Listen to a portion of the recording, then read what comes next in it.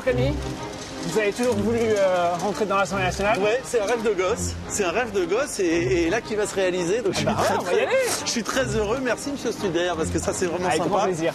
Alors moi ce que je voudrais c'est montrer l'Assemblée mais du côté des députés, c'est-à-dire voir où est-ce qu'ils travaillent, où est-ce Dans des petits bureaux. Dans des petits bureaux, ouais, voilà. Où est-ce qu'ils mangent, où est-ce qu'ils dorment, etc. C'est plutôt ce côté-là qui m'intéresse. Comment on se déplace? Comment ils se déplacent. Alors vous vous déplacez en vélo, vous venez en vélo électrique à l'Assemblée. Voilà, et ça c'est les vélos de l'Assemblée. Ça c'est les vélos de l'Assemblée nationale. Il y en a 6 qui sont à disposition des députés pour leur déplacement lorsqu'ils sont ici.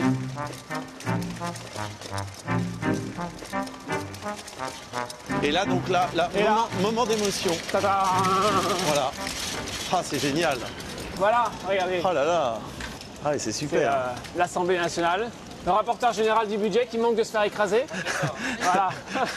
Alors ça c'est l'hôtel de la CES, c'est ça? C'est là où travaille et réside le président de l'Assemblée nationale, Richard Ferrand. Ouais.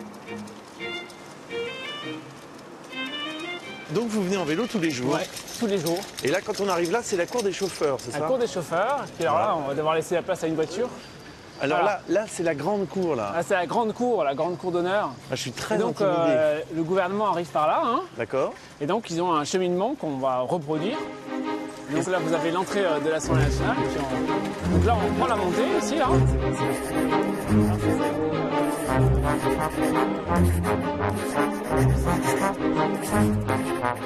Voilà.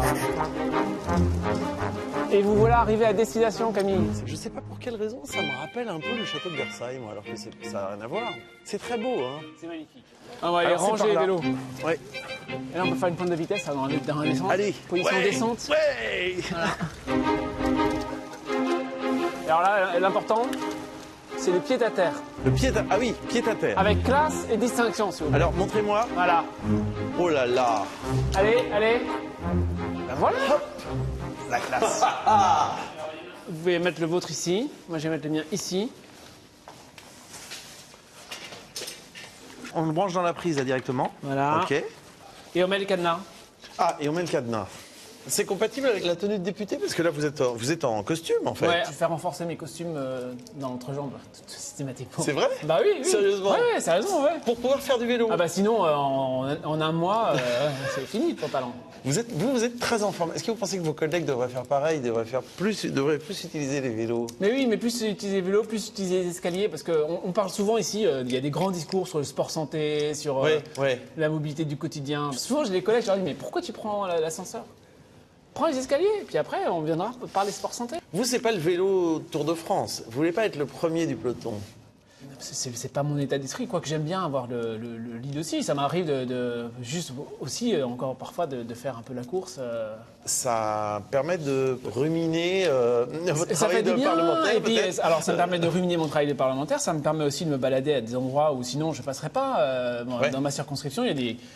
souvent, je me dis, tiens, je vais passer par là à vélo. Ça va me permettre de voir... Est-ce que, quelle est l'ambiance du quartier? Vous la sentez quand vous passez en vélo? Alors, j'aimerais bien qu'on voit ça. La station de réparation, ça, vous en trouvez de plus en plus partout en France. Hein. À Strasbourg, vous en avez qui sont en libre service comme ça. Ah, qu'est-ce que c'est que ça alors? Ah oui, d'accord. Ça c'est pour les pneus. pneus. Pas mal. Si vous avez crevé, hop, voilà. D'accord. Puis après, ça c'est pour resserrer les boulons, métaphore politique. Eh ben, merci beaucoup. Merci à vous. Merci de la visite. Avec plaisir. Bonne continuation.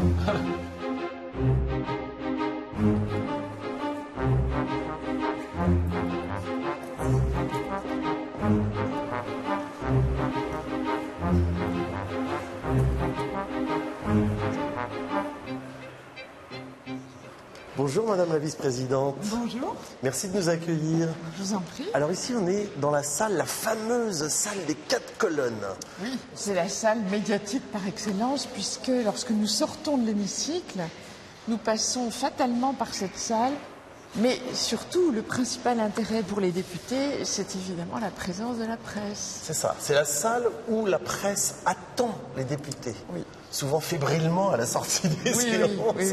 C'est ça? Fébrilité parfois partagée par les députés eux-mêmes. Oui. Et puis voilà, qui sont impatients d'être arrêtés, parce que ça c'est un signe de notoriété, vous comprenez? Si vous êtes arrêté par les journalistes, c'est que vous êtes une personnalité en vue. Si vous êtes à peine regardé quand vous passez, c'est que vraiment...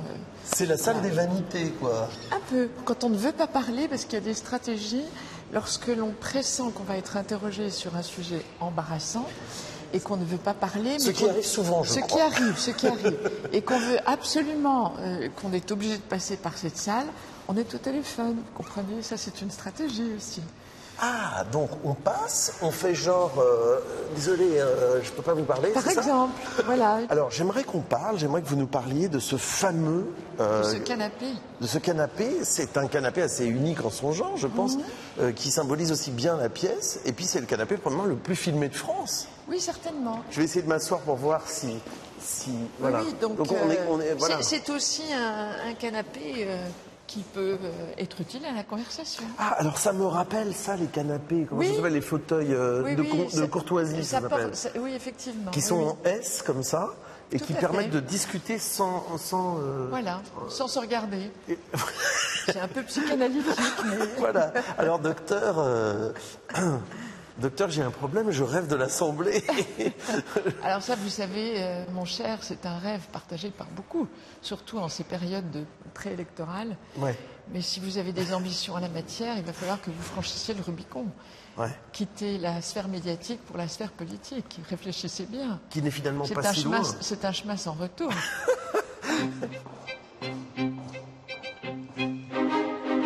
Très, très confortable, hein, ça, le canapé. Vous trouvez? Ah oui. Vous trouvez qu'il est confortable? Vous trouvez pas? Moi, je trouve que les fauteuils à l'Assemblée nationale ne brillent pas véritablement par leur confort.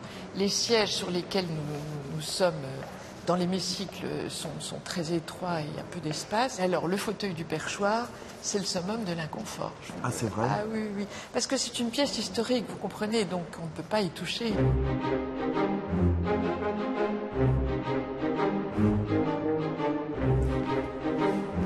Bonjour, monsieur de Courson. Bonjour. C'est très impressionnant d'être là. C'est très grand, mais ça ne paraît pas très grand. Oui. Donc c'est assez bien équilibré, ce demi-cercle. Et puis, on croit que c'est la lumière naturelle, mais je crois que ça n'est pas la lumière naturelle. Non. Hein? Non, parce que vous avez un éclairage zénithal. Et pendant longtemps, d'ailleurs, quand il y avait des grands orages, de temps en temps, ça nous tombait dessus, quoi. C'est vrai? Oui, ça a été entièrement réparé, c'était en mauvais état. On monte. Quand on arrive ici, vous voyez, on règle en fonction de votre hauteur, de façon à ce que les micros soient à bonne hauteur par rapport à votre bouche. Et vous avez devant vous ce petit carré où on voit le temps qui progresse. Et vers la fin, le président, avec sa règle, tape un peu ici. Non, mon cher collègue, voilà. Alors, bon, ça veut dire dépêchez-vous. Et vous avez un petit truc qui s'allume normalement, voilà. Rouge, ça veut dire il est temps de... ça clignote. Ouais. Et puis, il y a la petite cloche, vous voyez, le président. Mes chers collègues, un peu de calme. Hein, voilà. Il y a aussi tout un tas de choses qui sont autorisées, interdites. Il y a des usages très très précis dans l'hémicycle. Regardez ce que vos collègues en disent. Vous savez, dans l'hémicycle, on a des casiers dans nos pupitres. Nos pupitres s'ouvrent. Et maintenant, on s'approvisionne parfois avant de rentrer en séance. Quand les séances s'annoncent longues, on a quelques friandises cachées dans nos pupitres qui nous permettent de tenir le coup. Quand vous y passez 3 heures, 4 heures d'affilée, je peux vous dire que parfois vous avez faim ou soif. Donc, voilà. Donc soit il faut sortir, soit il faut le faire discrètement. Et parfois on le fait discrètement. C'est interdit même.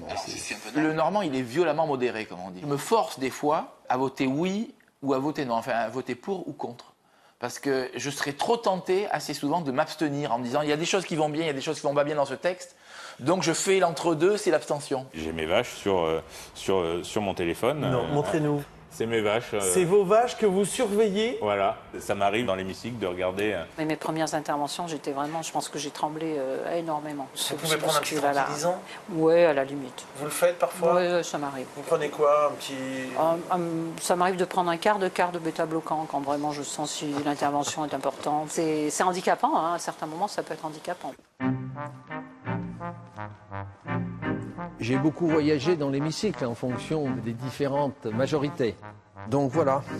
Alors vous êtes à la 203. Donc je suis ici. Voilà. Ça, c'est votre place. Vous voyez, donc l'avantage, si vous voulez, d'être le long des micros, c'est que quand vous intervenez, vous vous levez, vous prenez le micro. Ah, là. Tout de suite. Ouais. C'est marrant, Alors, on dirait un chanteur de charme, la façon dont vous prenez le micro. Bah, faut cracher dans le micro pour être entendu. Hein. Ah, il faut cracher. Ah oui, oui, il faut être comme ça. Hein. Ah, c'est vrai. Ah oui, oui. Mais la façon dont vous l'empoignez, c'est assez... Oui, oui, parce que... On sent que vous avez l'habitude. Hein. Wow. Oui. Vous voyez, parce qu'ils finissent par se dégrader, les oui, micros. Ça s'abîme un peu. Hein. Oui, oui, c'est souple, mais oui, alors, c'est quand même oui. maltraité par les députés, ça. Ben oui, parce que vous avez les gens excités qui se... machin, vous voyez, c'est pas Johnny, mais... On n'est pas loin. Alors, montrez-nous votre tablette. Vous voyez, vous ouvrez et vous avez le pour, le contre et l'abstention. C'est très rapide, hein. Vous avez quelques secondes, hein, 4-5 secondes. Et ça s'allume? Ça défile. Et quand vous appuyez sur un bouton... Ça s'arrête, ouais. Et donc vous pouvez le refermer. Voilà. Alors faites voir quand vous êtes assis. Quand vous êtes assis, moi ça va si vous voulez. Mais les grands gaillards, ils ont les genoux comme ça. Ah oui, d'accord. Ouais. Et donc ici vous basculez et puis vous avez une petite tirette. Là.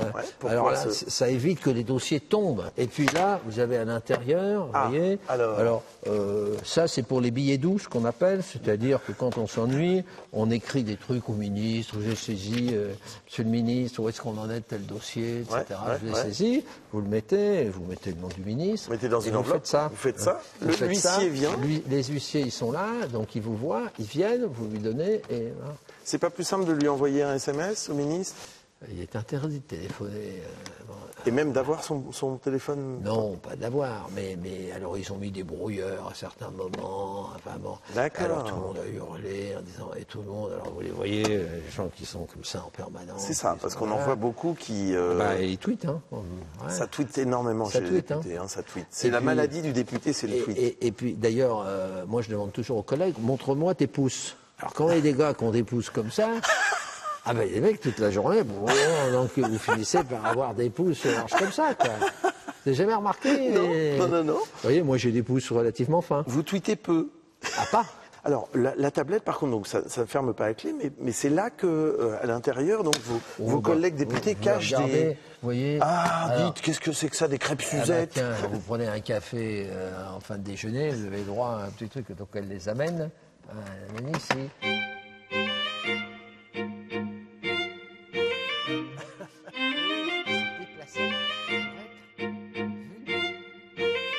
Vous êtes probablement le député qui connaît le mieux l'hémicycle. Bon, j'y ai passé tellement d'heures. Et mon grand-père, sa plaque est là. Parce que votre grand-père était député. Mon grand-père était député et c'est l'un des deux compagnons de la Libération. De la Chambre de 36, il n'y a eu que 2 députés. Tous les 2 à titre posthume. Pour vous, l'hémicycle, c'est une affaire de famille? Un peu. Vous savez, du côté de ma mère, ils ont été parlementaires de 1789 à 1958. Vous deviez d'être là. Un peu. Mais on peut se poser la question, vos enfants?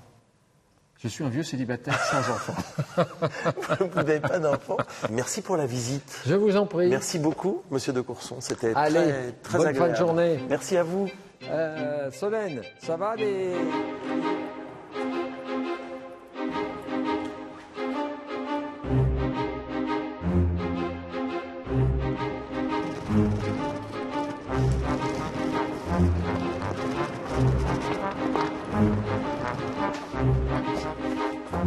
Bonjour. Bonjour.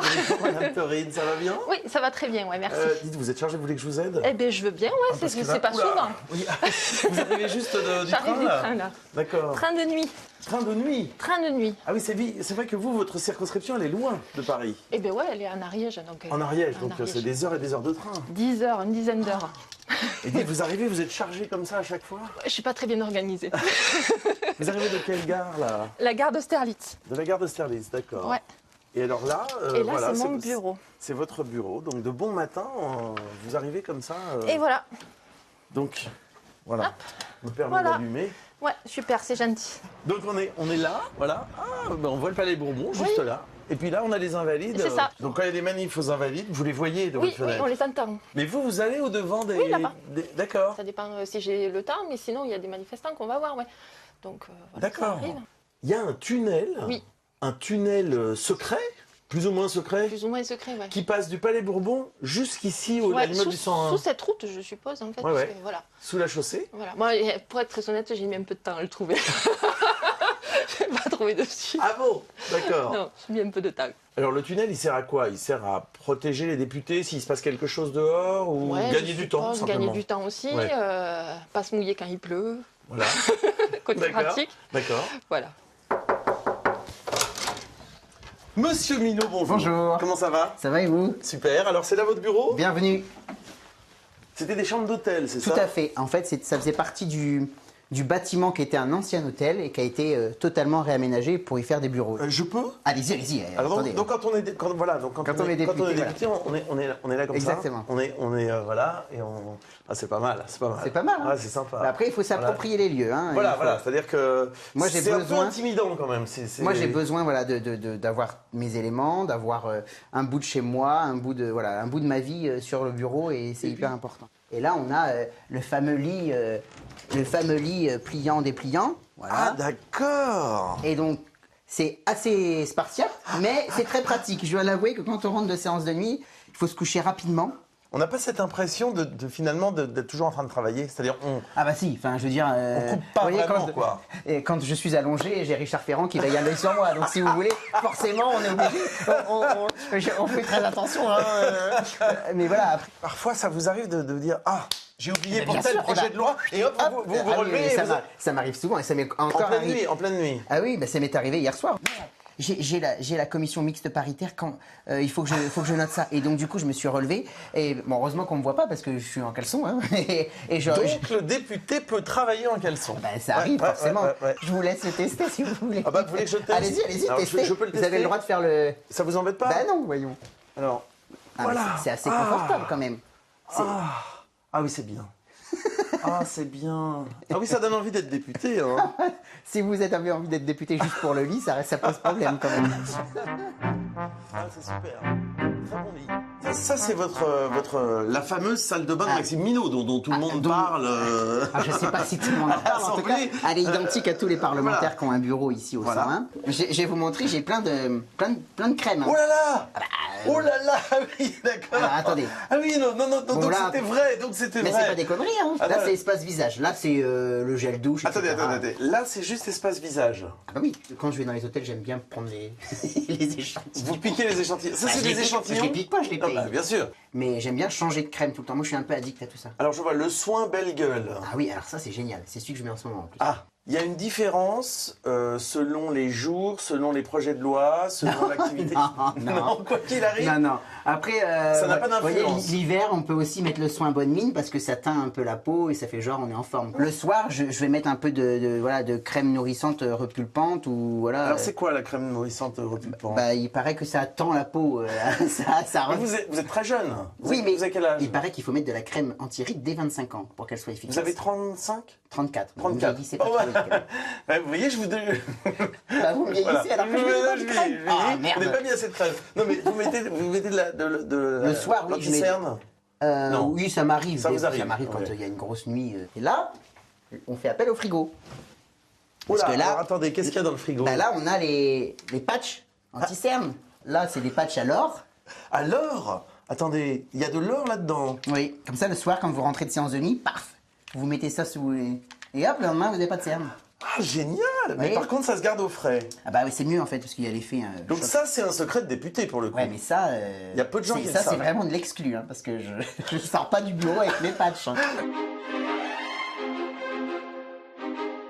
Venez, je vais vous montrer. On a fait des apéros. Alors, parce que le costume cravate, regardez ce que vos collègues en pensent. Je préfère évidemment ne pas avoir de cravate qu'avoir une cravate mal mise. Pour des gens de ma génération, c'est un peu déconcertant. Mais je suis un vieux con. Le costard, pour le coup, c'est un bleu RPR, ça, hein, on peut dire les choses. En fait, c'est le costume qui cache à peu près la personnalité, vous voyez, parce que la vérité, c'est qu'il y a une apparence de discipline avec des rayures sur le costume. Ah non, mais c'est étonnant. Mais je peux vous assurer que dans ma personnalité, dans mes sports, dans ma vie quotidienne, la discipline est un truc contre lequel je me bats depuis mon plus jeune âge. Donc finalement, c'est pas vous, en fait. Ça m'emmerde au plus haut point de porter une cravate. Moi, je suis très attaché à la cravate. Ah ouais. Jamais vous me verrez entrer dans l'hémicycle sans cravate. Pour moi, c'est inenvisageable. Une fois, ça m'est arrivé parce que je courais, je me suis dit merde, j'ai pas mis de cravate. Et on a la chance d'avoir les huissiers qui ont des cravates dans leur tiroir et que du coup, j'ai mis une cravate pour pénétrer dans l'hémicycle. Mais pour moi, je suis très attaché aux valeurs et la cravate, c'est quand même la moindre des choses. Regardez ce que vos collègues députés femmes disent du tailleur. Là, j'ai une veste orange, j'ai mon sac orange voilà. et j'ai mes chaussures orange, vous voyez. D'ailleurs, mes collègues du Modem l'ont remarqué ce matin. Ils m'ont même proposé de venir à leur table. Ils m'ont dit Véronique. Ah, mais quand je suis en rose, c'est mes collègues socialistes aussi qui peuvent le dire. Le vendredi va être un peu plus cool. Le mardi, question d'actualité au gouvernement. Tout le monde réuni dans l'hémicycle. Bah là, on va être un petit peu plus enclin à mettre un tailleur. Je pense que vous ne me regardez pas assez. Ah bon, ouais, parce que vous verrez que j'ai toujours le même perfecto, la même veste orange et la même veste verte. Ça tourne en fait. Bah, c'est-à-dire qu'il faut quand même laver les vêtements. C'est ça. Enfin, après, chacun là aussi fait comme il veut. Hein. Oui, ça j'assume. J'aime un certain style vestimentaire. Est-ce que le tailleur est de droite? Je crois pas, parce qu'il m'arrive d'en porter, comme il m'arrive de porter des jeans. C'est pour ça que c'est bien d'être sur En Marche. C'est en même temps, si tu as envie de mettre ton jean, tu mets ton jean. Si tu as envie d'être un tailleur très strict, tu peux le faire. Ça, voilà. Là, je suis un peu plus partagé. Pour moi, le jean dans l'hémicycle, c'est juste... impensable. C'est impensable. Ah oui. Comme quand je vois des femmes qui, c'est tout bête, mais pendant une période, vous ne pouviez pas pénétrer dans l'hémicycle quand vous étiez une femme si vous aviez les épaules découvertes. Aujourd'hui, quand on voit même une ministre de la République venir en débardeur, moi ça m'a juste choqué. Ça vous arrive d'être en jean et en... Jamais. Jamais. Ça c'est pas possible, j'en ai pas dans la garde-robe.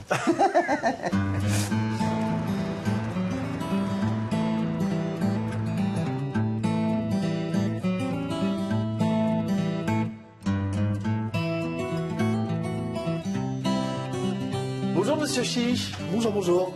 Alors, ici, nous sommes dans la serre de l'Assemblée nationale. Il y a une serre à l'Assemblée. Il y a une serre, des jardins, un jardin des aromates. À côté, on fait pousser du basilic, de la menthe, et qui ne pousse pas dans n'importe quelle condition. On désherbe manuellement, à la binette. On sert de matériel électrique. C'est évidemment une logique de zéro phyto. Et on est sur du circuit plus que court, parce qu'on est d'ici ou du jardin des aromates jusqu'aux cuisines circuit très court. À côté. Pourquoi on ne fait pas pousser à ce moment-là vraiment des légumes? Il n'y a pas d'endives, il n'y a pas de courgettes J'en ai pas vu, mais vous savez, on est au Palais Bourbon, dans le 7e arrondissement de Paris. L'espace est relativement restreint. Oui. Je ne sais pas si on peut se permettre de planter des arbres fruitiers ou alors faire des potagers dans les jardins de l'Assemblée. Mais il faut poser la question. Mais moi, vous voyez, je ne savais pas du tout qu'à l'Assemblée poussait tant de choses. Il y a des projets de loi qui poussent, il y a des idées qui poussent. Mais je ne savais pas qu'il y avait des aromates, des arbustes, des arbres. Quand on est député, on est souvent à courir, à subir ou à créer l'actualité. Des actualités qui s'enchaînent. Quand on fait du jardinage, il faut respecter le temps de pousse, le temps long. Ça vous replace dans la véritable temporalité des saisons. Complètement, et dans le respect d'un rythme naturel, celui de la planète. Le temps du légume est long. Le temps du parlementaire est court. Le temps du parlementaire, on va dire l'activité du parlementaire est très dynamique. Et ça nous empêche, de temps en temps, de prendre du recul ou de prendre de la hauteur sur certains sujets. Alors menez-moi dehors. Il n'y a pas de problème. Bon, alors voilà, moi je trouve que c'est un beau symbole quand même. Vous voyez, on est là, mais on en profite quand même pour arroser un peu les... Alors ça, vous savez ce que c'est ou pas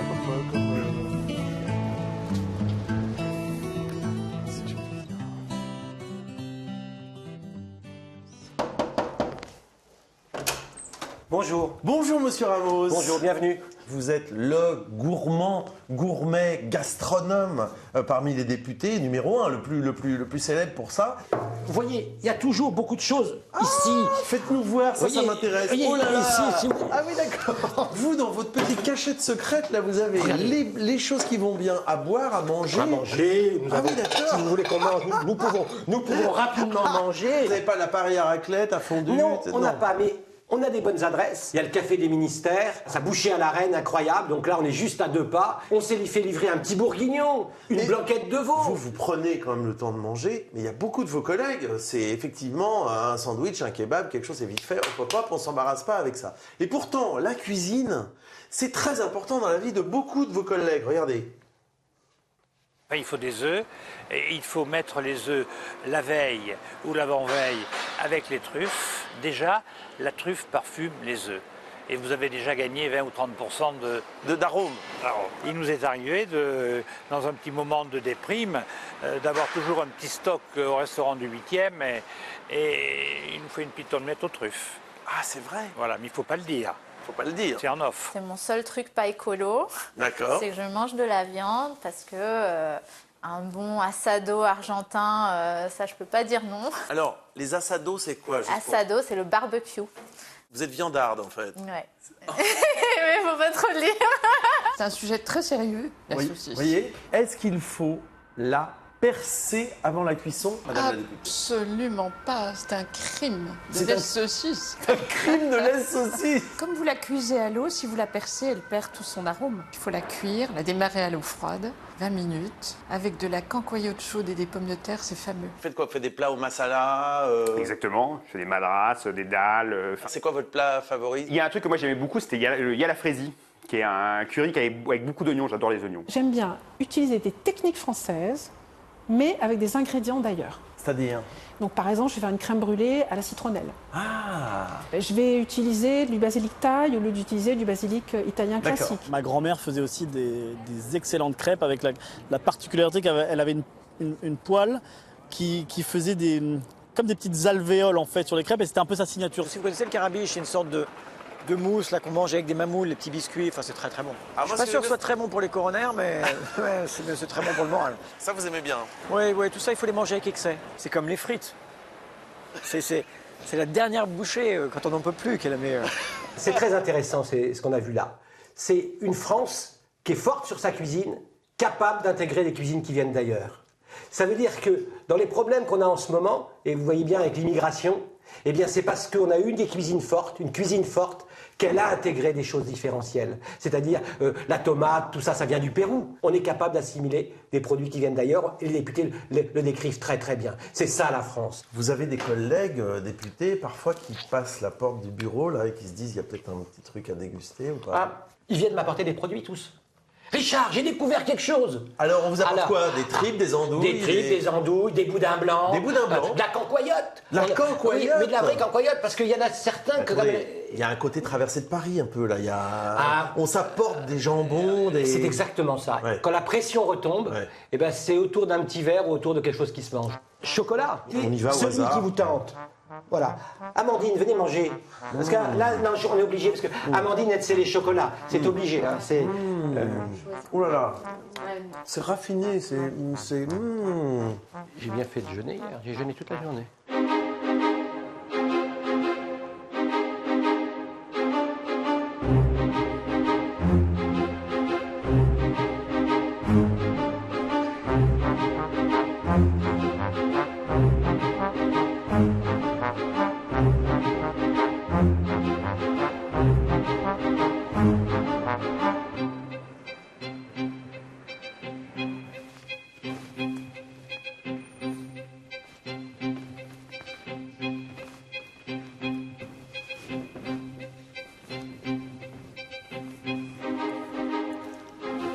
Bonjour, monsieur Bourlange.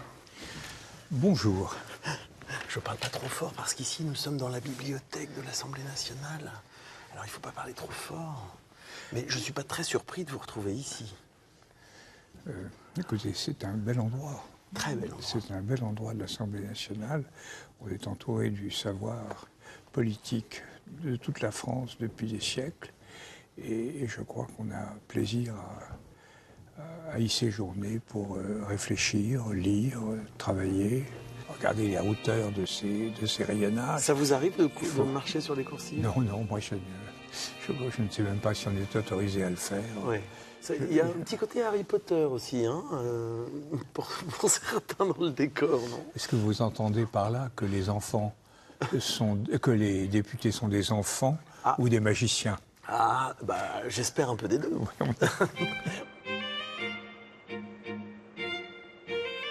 On peut vous voir comme ça, souvent, venir compulser? Le plus souvent, j'emprunte les livres. Il y a un livre que j'ai emprunté et que je ne retrouve plus, et je vis dans la culpabilité. J'ai prévenu la bibliothèque, mais je suis sûr que je le retrouverai, parce que je ne l'ai pas perdu. Je l'ai simplement, comme on disait quand j'étais à la Cour des comptes, adhiré.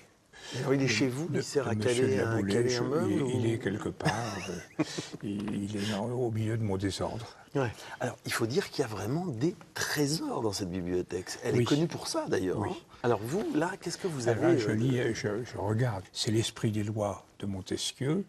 Et c'en est le tome premier. C'est quand même une des grandes contributions historiques d'un auteur français de la France à l'évolution du droit public moderne. C'est une très, très grande œuvre. Si je pouvais faire en sorte que tout le monde eut de nouvelles raisons pour aimer ses devoirs, son prince, sa patrie, ses lois, qu'on puisse mieux sentir son bonheur dans chaque pays et dans chaque gouvernement, dans chaque poste où l'on se trouve, je me croirais le plus heureux des mortels.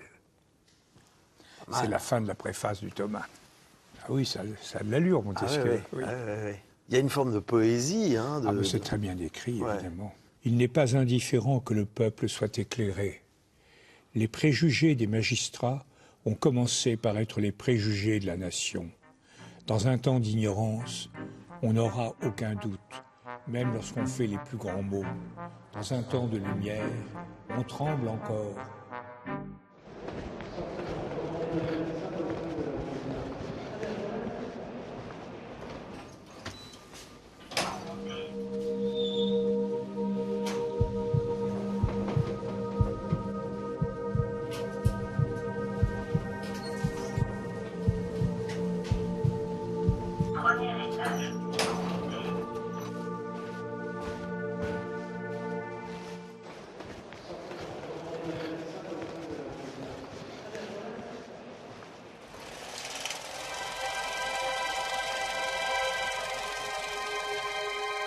Bonjour Monsieur Balanon. Bonjour. Alors ici on est dans la salle de cinéma de l'Assemblée. Ouais, c'est une petite salle mais c'est une belle salle. C'est très joli. Ouais, elle est belle. Et donc elle sert en réalité à diffuser des films pour les personnes qui viennent visiter l'Assemblée, qui expliquent l'Assemblée, son rôle dans la Constitution. Voilà. C'est pédagogique. C'est pédagogique et elle permet aussi aux députés de montrer un certain nombre de films par rapport aux projets sur lesquels ils travaillent. C'est marrant, je trouve, qu'il existe une salle comme ça, et ça paraît logique, parce que l'Assemblée, c'est une petite ville, en fait. Il y a un bureau de poste, il y a un salon de coiffure, il y a un appareil pour cirer ses chaussures, il y a un distributeur bancaire, et ça, les gens ne le savent pas forcément. En réalité, c'est pas du luxe, hein, c'est pas des privilèges. Et un parlementaire qui vient du lundi au jeudi, qui est loin de chez lui, c'est logique qu'il puisse trouver un certain nombre de commodités qui permettent de faire son travail sérieusement, quoi. Vous êtes député maintenant, mais vous continuez à faire de la photo, et notamment, comme c'est devenu maintenant, finalement, c'est un peu comme un hobby, vous en faites, mais à l'Assemblée. Oui, alors j'en fais en réalité très peu à l'Assemblée. Ouais. J'en fais très peu à l'Assemblée pour une bonne et simple raison, c'est que ça, c'est interdit. C'est interdit. Mais vous avez le droit parce que vous êtes député. Non. Vous n'avez pas le droit. Non, c'est interdit à tous les députés. Ah ouais. Et les huissiers, ils viennent nous rappeler à l'ordre. Elles sont très belles, vos photos. On en voit une, là. Ouais, alors là, c'est mon amie Sarah El Haïry, qui était à l'époque députée, qui est maintenant ministre. Ouais. On reconnaît M. Bourlange à gauche, il y a M. Tessier à droite. Voilà, et M. Hates devant. Voilà. Elle donne l'impression qu'on s'amuse aussi, qu'il y a une bonne ambiance dans l'hémicycle. Et ça, vous n'avez pas le droit de le faire, c'est interdit. Ça, c'est interdit. Ah ouais. C'est interdit. Ouais, donc là, on n'est pas très... Bah si, parce que bon, voilà. Elle est un peu voyou, là, de montrer ça. Voyou, vous savez, quand on n'a pas le droit, on prend le gauche. Hein. Alors, celle-là, c'est une interruption de séance. C'est un moment de discussion sur qu'est-ce qu'on fait. Et pendant ce temps-là, Éric Thiers, il est au téléphone avec Matignon. Et je trouve que voilà, c'est vraiment un moment d'histoire. Il faut quand même qu'il y ait un député, photographe et réalisateur qui, de l'intérieur, puisse la faire. Oui. Mais vous auriez envie de faire, pourquoi pas, un film, peut-être? Ah, mais moi, j'adorerais faire un film. Ça serait bien. Ah, ben, j'adorerais faire un film où justement les caméras pourraient rentrer dans les travées. Et je suis sûr qu'on pourrait faire en sorte qu'elles ne se voient pas. Mais ça troublerait. Et c'est pour ça que ça ne se fera jamais. Parce que quelque part, vous savez, dès qu'il y a une caméra, le monde change. Alors, les parlementaires, ils ont des passions, des hobbies. Ouais. Donc pour certains, ça va être la photo, le cinéma, la brocante, etc. Regardez ce que vos collègues députés ça, je suis curieux, ont comme passion. Ouais. J'adore la brocante. La brocante? Alors l'avantage, c'est que je peux en plus concilier ça avec mes activités de parlementaire. Donc, Vous voulez dire parce qu'il y a beaucoup de vieilleries à l'Assemblée Parce qu'il y a beaucoup de manifestations locales. D'accord, j'avais pas compris. Et alors, qu'est-ce que vous aimez particulièrement? J'avais fait une petite fixation sur les tableaux de fleurs. Nature morte, quoi. Voilà, mais après, je suis fan d'assiettes, de verres, enfin, je veux dire, Que des choses un peu de mamie, quand même, hein, globalement. Ouais, mais je dois être très mamie, moi. Je suis un fan de Niki de Saint-Phal. Donc je sculpte des grosses nanas avec des formes généreuses. Vous faites ça pour vous détendre? C'est un peu un jardin secret en fait. Hein. Ça me fait du bien, ça évade. En ce moment je suis dans les nanas républicaines, donc c'est des nanas que je peins qu'en bleu, blanc, rouge. J'ai des déguisements de Tortue Ninja, j'ai des déguisements de Pinocchio, j'ai des déguisements de Dracula, j'ai vraiment beaucoup de déguisements. Alors je ne les mets pas pour aller à l'Assemblée nationale, mais si vous m'invitez chez vous pour Halloween, pour un bal costumé pour votre anniversaire, pour le Nouvel An, il y a de grandes chances que je me déguise. Hein. Je fais des personnages un peu de rock, comme ça, avec la guitare. Ou, dans ma jeunesse, j'étais très punk rock. Voilà. Ah ouais? J'aimais beaucoup les groupes de femmes, en fait. Ah! Mais c'est vrai que voilà, je crois que mon histoire des petits dessins aussi, c'est une façon d'essayer de retrouver un peu d'art dans ma vie quotidienne. Ça vous manque? Ça me manque. Vous le saviez que vos collègues avaient des passions à ce point? Ah non, mais là, j'imaginais, mais je découvre certaines personnes que je connais bien par ailleurs. Et je trouve que ça nous humanise et c'est important parce que parfois les gens ont l'impression qu'on est des extraterrestres un peu froids.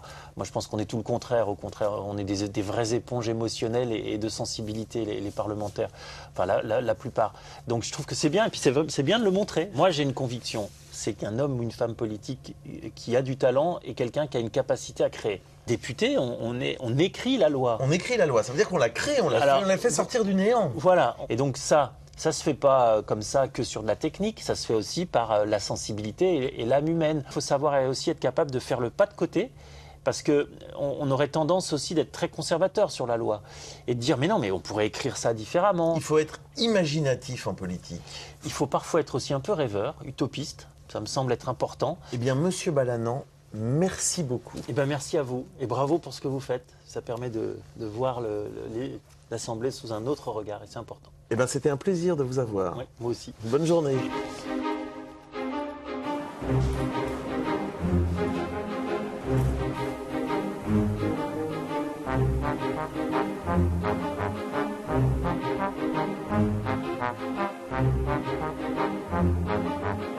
Bonjour Patrick Vignal. Bonjour Camille.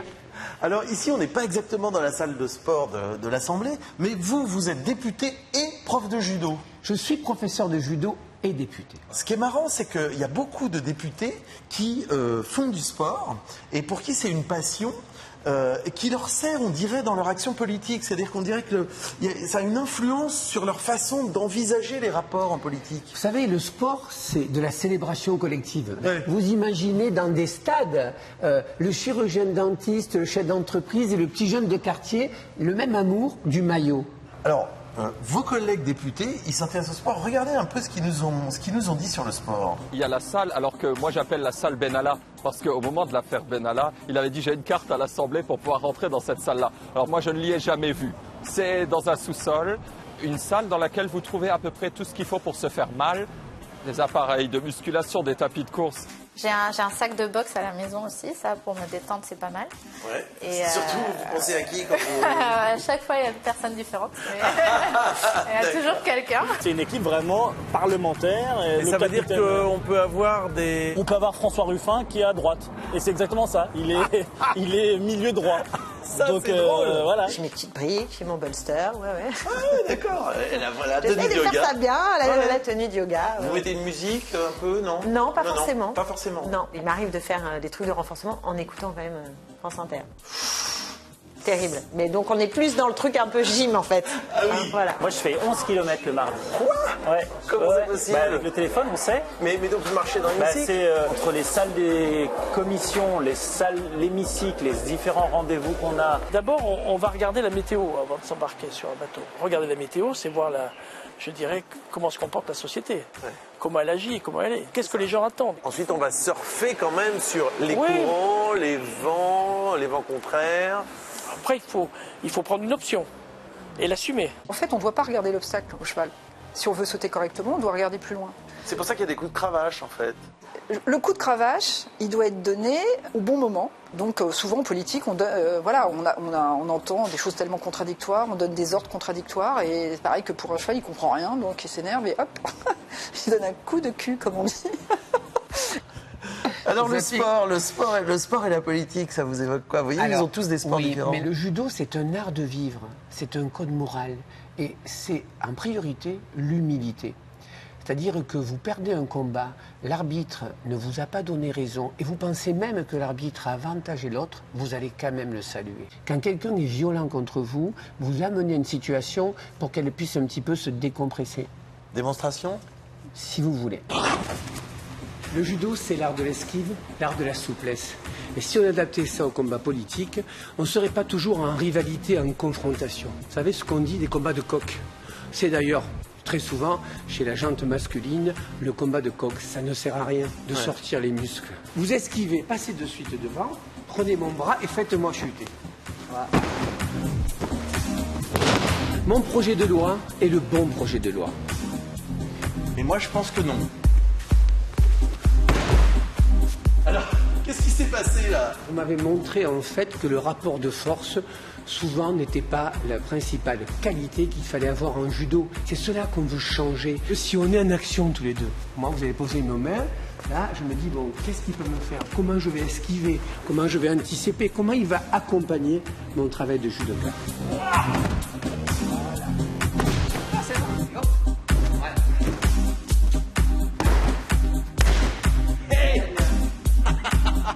Alors, on fait moins le rigolo là. Vous savez quoi? Regardez ce que c'est. Vous savez quoi? Quand vous avez trop confiance en vous, regardez ce qui peut vous arriver.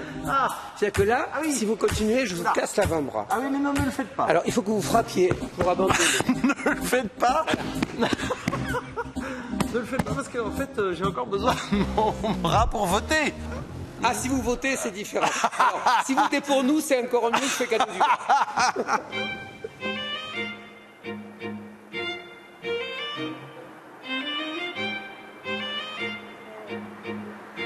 Vous n'utilisez pas le salon de coiffure de l'Assemblée, vous? D'habitude, non. Qui, je crois, existe depuis très longtemps. Hein. C'est très, très, très ancien, le salon de coiffure de l'Assemblée. Et qui faisait partie de la tradition, parce qu'on estimait que le député se devait d'être toujours élégant, et puis qu'il n'avait pas toujours le temps.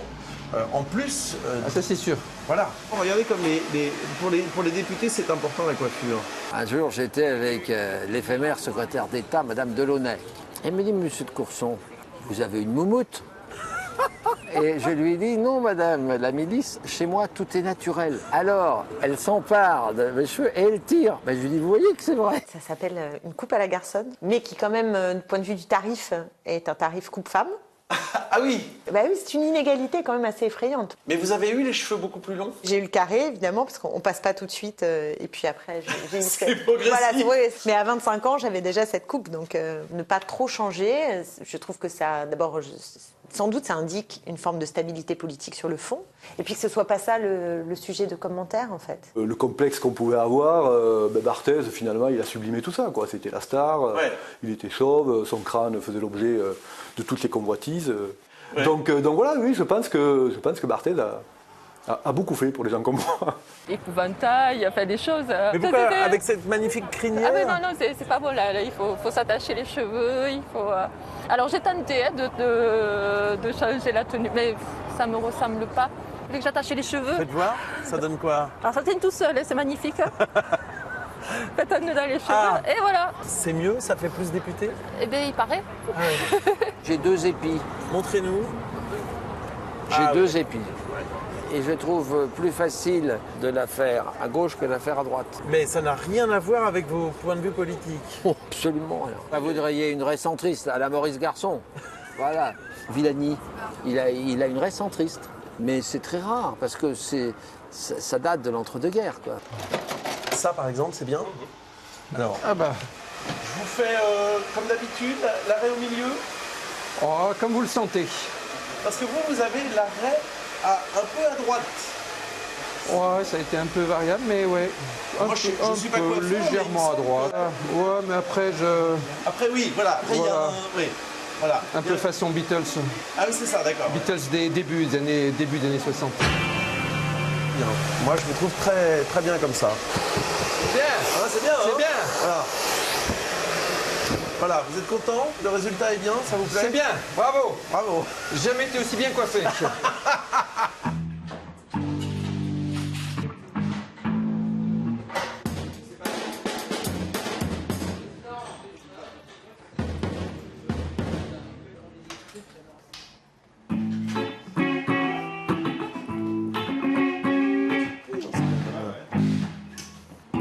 veux la faire tourner un peu du coup?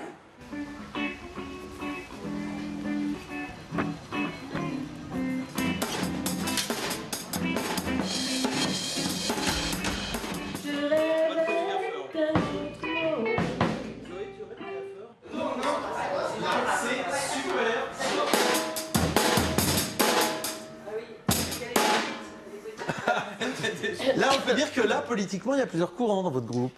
Plusieurs courants et il y a Même plusieurs mouvements. Est-ce que le rock est de gauche? Incontestablement. Vous avez 4 heures. Qui donne le rythme aujourd'hui? C'est la France Insoumise qui donne le tempo. C'est pas à la fois le tempo, à la fois le tempo et le texte. C'est pied basse, hein. Ouais, mais il va dire que la basse est en marche. Mais de toute façon, la majorité fait la mélodie après, on écrit la partition. Si on sait dire que la musique, elle est capable d'apaiser un peu le sens de nos débats, ou la nature un peu virulente de nos débats, où parfois les mots vont un peu trop loin, d'où qu'ils viennent, bah écoutez, c'est la contribution de la musique au débat public, voilà, et donc c'est très bien ainsi. Parce que ça apprend à s'écouter aussi, la musique, non? Ça apprend à écouter le rythme de l'autre, de jouer avec. Quand on joue en groupe, oui. Quand on joue en groupe, pas quand on est en solo. Il y a plein de partitions différentes, hein, une par groupe. Donc des fois, c'est un peu la cacophonie. Et encore, il y a des groupes comme le vôtre où il y a plusieurs partitions dans le même groupe. Alors... En musique, on aime beaucoup les tierces. C'est comme ça qu'on innove. On joue en harmonie et ça marche très très bien. Et du côté d'En Marche, vous avez aussi un groupe? Il y a... Ils ont un gros groupe, ils sont 300. On appelle le groupe majoritaire, finalement. Je sais pas s'il fait de la musique, mais... Il y a beaucoup de députés qui sont fans de musique. Je voudrais juste vous faire réagir sur une petite vidéo. J'aime bien Necfeu, j'aime bien Maître Gims. Tina Turner. C'est cette façon qu'elle avait de se poser qui était, je trouvais, sympathique. Oui, c'est ça. Un peu la femme lion, quoi. Ainsi, moi je prie pour que tu fumes en exil. Qu'est-ce qui vous plaît chez Mylène Farmer? La sensibilité, la poésie, ça étonne souvent quand je dis Mylène Farmer. Effectivement, on m'attend plus à voir du hard rock ou des choses comme ça. Oui. Et non. Moi, j'aime les artistes quand ils dénoncent, mais c'est pas les artistes qui apportent les solutions. C'est le politique qui apporte les solutions. Les artistes de gauche peuvent dénoncer ce qui est un vrai problème. Et on peut proposer des solutions de droite. Le souvenir de Supertramp, c'était... je l'ai vu à Bercy, et ça restera un souvenir extraordinaire. Le concert démarre, il arrive, saxo, marseillaise, et juste merci la France. Le rap peut être de droite. Je pense qu'il y a un rap de droite, ouais. Moi, je suis pas un rap sain et familial, voilà. Et vous, il faut le signaler, vous avez représenté la France à l'Eurovision. Oui, en 87, c'était une belle aventure. On est libre, le monde nous appartient, notre corps qui s'exalte sous les spots dans les boîtes. Parfois, ça passe mieux le message quand on chante que quand on parle. Et à l'Assemblée, évidemment, j'apprécie pouvoir continuer l'oral. Moi, je sais que peu importe l'heure, quand on termine la séance à l'Assemblée, j'ai toujours dans ma valoche, moi, la petite enceinte portable. N'importe quelle heure du jour ou de la nuit, il y a de la musique, quoi, obligatoirement. Ça ne dit pas ce qu'on va voter, mais en tout cas, ça donne de l'énergie de réfléchir, ça donne l'énergie d'aller plus loin, ça donne beaucoup de choses. La musique, je partage, c'est un vrai moteur. En tout cas, moi, je vous remercie d'avoir joué le jeu et de nous offrir maintenant un moment assez unique. Moi, j'ai jamais vu ça, des députés de différentes tendances politiques qui nous offrent de la musique ensemble. Merci beaucoup. On vous écoute donc maintenant dans Je rêvais d'un autre monde.